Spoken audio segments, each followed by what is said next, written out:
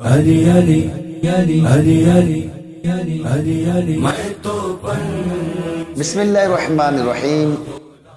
میرے محترم سامعین کرام، حضرت امام حسن مجتبیٰ رضی اللہ تعالیٰ عنہ نے کیا امیر معاویہ رضی اللہ تعالیٰ عنہ سے بیعت کی یا نہیں کی، اس ضمن میں انشاءاللہ ضروری باتیں میں عرض کرتا ہوں۔ بعض حضرات یہ کہتے ہیں کہ، اور وہ اس پہ بڑا زور دیتے ہیں، اپنی تقاریر میں بڑا زور دیتے ہیں کہ جو امام حسن مجتبیٰ تھے انہوں نے صلح ضرور کی تھی مگر بیعت نہیں کی، بلکہ امیر معاویہ نے امام حسن مجتبیٰ کو مجبور کیا کہ وہ خلافت سے دستبردار ہو جائے، تو انہوں نے مجبور ہو کر خلافت چھوڑی تھی، بخوشی و رغبت نہیں چھوڑی تھی، جبکہ یہ غلط ہے۔ اور یہ بھی لوگ کہتے ہیں کہ ایک سادہ کاغذ بھیج دیا تھا امیر معاویہ رضی اللہ تعالیٰ عنہ نے کہ جو شرائط لکھ دی جائیں گی تو ان کو قبول کر لیا جائے گا، چنانچہ مجبوراً امام حسن مجتبیٰ نے جو شرائط لکھی تھی وہ لکھی اور پھر خلافت سے دستبردار ہو گئے۔ پھر اور اس پر ایک اور تڑکا لگاتے ہیں کہ امام حسن مجتبیٰ نے جو شرائط لکھی تھی امیر معاویہ نے ان شرائط کی بھی پاسداری نہیں کی، یعنی وہ ان شرائط کو توڑا اور پورا نہیں کیا۔ تو دیکھیں، یاد رکھیے کہ یہ جو ساری باتیں ہیں، جو اس طرح کی لوگ باتیں کرتے ہیں، ان کی کوئی بھی سند نہیں ہے، اگر ہے تو دکھائیے۔ یہ صرف قصے کہانیاں ہیں اور ایسی کوئی بات تاریخ کی کتابوں میں موجود نہیں ہے۔ یہ بد باطن کے اپنے ذہنوں کی جو ہے وہ قصہ گوئی ہے، جسے ہمارے بعض اہل بیت کا دعویٰ کرنے والے خطیب حضرات اپنی تقاریر میں بیان کر کے انتشار اور افتراق کی فضا کو برقرار رکھنا چاہتے ہیں، جبکہ اگر معتبر کتب شیعہ سنی کا مطالعہ کیا جائے تو اس بات کے بڑے شواہد مل جاتے ہیں کہ امام حسن مجتبیٰ رضی اللہ تعالیٰ نے نہ صرف باخوشی صلح کی بلکہ امیر معاویہ رضی اللہ تعالیٰ کی بیعت بھی کر لی تھی۔ وجہ اس کی یہ کہ امیر معاویہ کی بھی دلی خواہش تھی کہ یہ جو تنازع ہوا یہ ختم ہو جائے اور یہ جنگ و جدل ختم ہو جائے، اس سلسلے کو رک جانا چاہیے اور صلح کی طرف پیش قدمی ہونی چاہیے۔ تو آئیے انشاءاللہ تبارک و تعالیٰ اس ضمن میں کہ امام حسن مجتبیٰ نے آیا صلح کی تھی یا نہیں کی تھی، اس حوالے سے چند دلائل اور چند باتیں میں عرض کرتا ہوں۔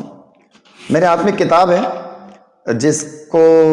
تالیف کیا ہے فاضل محقق ظفر محمود قریشی صاحب نے، بڑی پیاری کتاب ہے یہ۔ اس کا عربی نام رکھا گیا کہ العقیدۃ الواضحہ فی امر سیدنا معاویہ، اور اردو نام اس کا رکھا ہے کہ حضرت معاویہ پر طعن کیوں۔ یہ کتاب ہے، بڑی مفید کتاب ہے، اگر آپ اس کا مطالعہ کریں گے تو انشاءاللہ آپ کو بہت فائدہ ہوگا۔ یہ کتاب امیر معاویہ پر طعن کیوں، اس میں ایک روایت انہوں نے نقل کی ہے مصنف ابن ابی شیبہ کے حوالے سے کہ حضرت عروہ سے روایت ہے کہ قیس بن عبادہ حضرت علی کے ساتھ ان کے لشکر کے اگلے حصے میں رہتے تھے، اور ان کے ساتھ 5000 افراد تھے جنہوں نے حضرت علی رضی اللہ تعالیٰ عنہ کی شہادت کے بعد اپنے سروں کو مڈایا۔ پس جب حضرت سیدنا مولا امام حسن رضی اللہ تعالیٰ عنہ حضرت امیر معاویہ کے بیت میں داخل ہو گئے تو اس قیس بن عبادہ نے بیعت کرنے سے انکار کر دیا، اور پھر اپنے ساتھیوں سے کہا تم کیا چاہتے ہو؟ اگر تم چاہتے ہو کہ ہم لڑیں تو میں لڑتا رہوں گا یہاں تک کہ جو بھی ہم سے پہلے مرے وہ مر جائے، اور اگر تم چاہتے ہو کہ تمہارے لیے میں امان طلب کروں تو یہ کر لیا جاتا ہے۔ تو لوگوں نے کہا کہ ہمارے لیے امان طلب کر لیا جائے، لہٰذا چند شرائط اور معاوضے کے ساتھ صلح کر لی گئی، اور شرط ٹھہرائی کہ ان کو کسی قسم کی سزا نہ دی جائے، اور یہ کہا کہ میں ان کا ایک فرد رہوں گا، یعنی ان کا سردار رہوں گا، اور اپنے لیے کوئی شرط نہیں لگائی۔ جب وہ مدینے کی طرف اپنے ساتھیوں کو لے کر واپس چلے تو سارے راستے میں روزانہ ان کے لیے ایک اونٹ ذبح کرتے رہے، یہاں تک کہ مدینے پہنچ گئے۔ مصنف ابن ابی شیبہ میں اس روایت کو نقل کیا، تو اس سے پتہ چلتا ہے کہ امیر معاویہ کی مولا حسن نے بیعت کر لی۔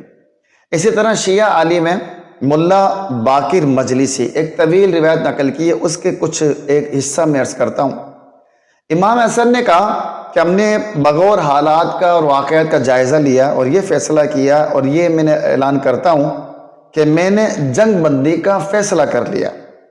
اور امیر معاویہ سے صلح کر لی اور ان سے بیعت کر لی۔ پھر فرمایا کہ اس صلح اور بیعت سے اہل اسلام کے درمیان خون ریزی کا خاتمہ ہو جائے گا، اور اہل اسلام کے لیے اس فیصلے میں سراسر خیر اور بھلائی ہے۔ اسی طرح ایک شیعہ عالم محمد بن حسن الطوسی وہ کیا لکھتے ہیں اپنی کتاب میں کہ امیر معاویہ نے مولا امام حسن رضی اللہ عنہ کو لکھا کہ آپ حضرت حسین اور حضرت علی کے دوسرے ساتھیوں کے ساتھ میرے پاس آئے، لہذا ان کے ساتھ قیس بن سعد بن عبادہ انصاری بھی چل پڑا۔ یہ لوگ شام پہنچے، حضرت معاویہ نے ان کو آنے کی اجازت دی، ان کے لیے خطبہ کو تیار کیا گیا اور وہ کہنے لگے کہ اے مولا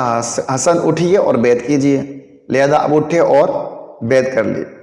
پھر امام حسین سے کہا کہ اٹھیے اور بیعت کیجئے، پھر کہا کہ قیس اٹھو اور بیعت کیجئے۔ تو یہ قیس کہتے ہیں کہ میں نے امام حسین کی طرف دیکھا کہ دیکھوں وہ کیا حکم دیتے ہیں، تو انہوں نے فرمایا